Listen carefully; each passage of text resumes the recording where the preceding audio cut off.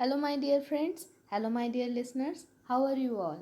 I hope you are doing your best in your own situation with utmost honesty and love. So, let's start the next part of the story, The Four Swindlers.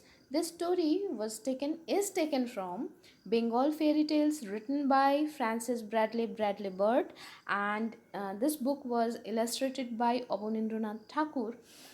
It was first published in the year 1920. So, last week we read in two segments that four friends, they are very wise and very clever, and they are in a hierarchical position in their own kingdom. Means they are the sons of king, mantri or the prime minister, the kotal, and the merchant. And they went out from their kingdom and they visited a neighboring kingdom, because they have heard that the king of that kingdom is very wise to judge the king with respect to his wisdom and his wisdom and his judgments. So they thought that they will act some mischiefs in this neighboring region or neighboring kingdom. So they have started as they have planned. And in the last episode, what we have heard, that what we have read, that they have cheated the prime minister's daughter so that they can and bereaved her from her valuable jewels and clothes and those kind of accessories. So now it is the turn for the Kota's mother. No, not Kota's. I suppose the merchant's mother. So let's start the next part. So I had to find actually mm, the prime minister's daughter. Okay, here the four. Okay, so let's start. The four friends were by no means cowards, and specially desired to make a prey of people prepared to oppose them. One of them, therefore, on the morning following the above incidents, called at the court in the disguise of an astrologer, and after the set form of speech peculiar to professors of astrology, said, O incarnation of justice, four dangerous men have entered your majesty's kingdom with the intention of committing mischief. Last night, one of them robbed his excellency the prime minister. Today again, one of them will try to make the chief merchant Sadagar Mahashay his victim. I reveal this secret so that your majesty may take means to thwart the wicked man's purpose. The king dismissed the fictitious astrologer with rich presents and called on the kotal to keep a special guard round the merchant's house. The whole city was awake, and sentinels paraded the streets, lanes, and by lanes. The prospective hero of the night, the merchant's son, whom we have referred to at the beginning of our story, was in the meantime making preparations to carry out his scheme of robbing the chief merchant in the city. Having ascertained that this man's old mother was a devoted worshipper of the god Shiva, to whom she had built a temple in the most unfrequented part of her son's extensive property, and whom she worshipped there every evening, he intended impersonating the god and thus robbing her of everything valuable that she had amassed during her past life.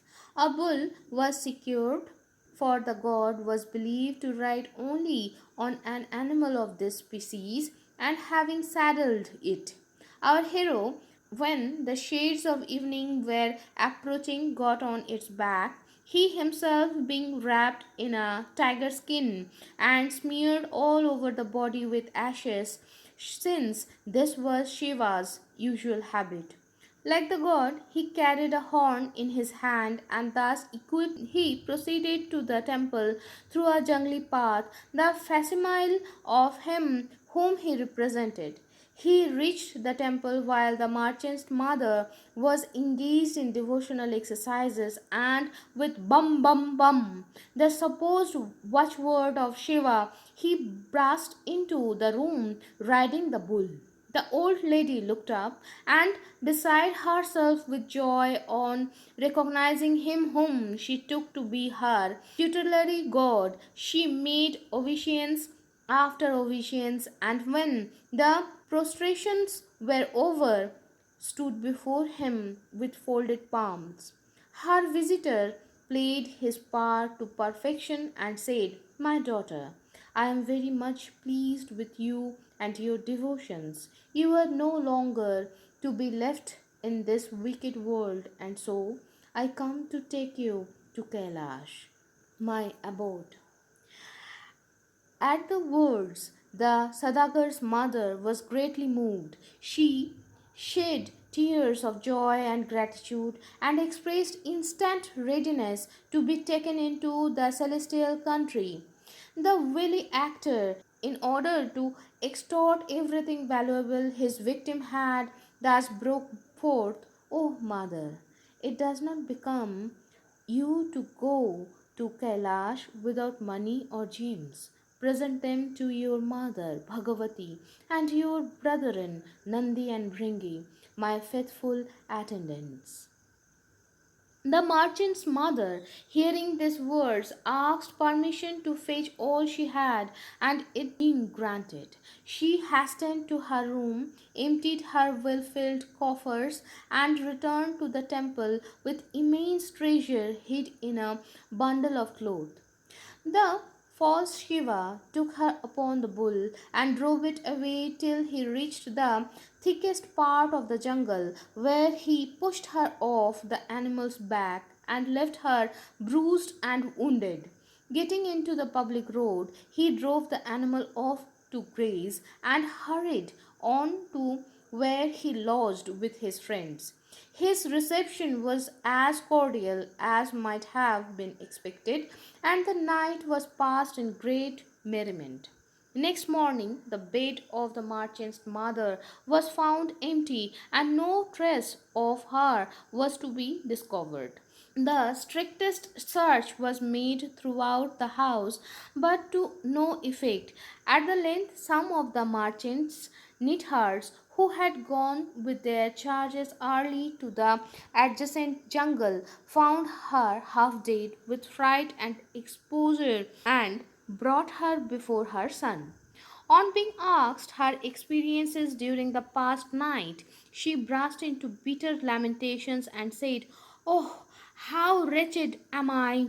When I had nearly reached the doors of Kailash Puri, I accidentally fell down. My God, be merciful and take me there again to enjoy that blissful abode in the society of Mother Bhagavati and brothers Nandi and Ringi."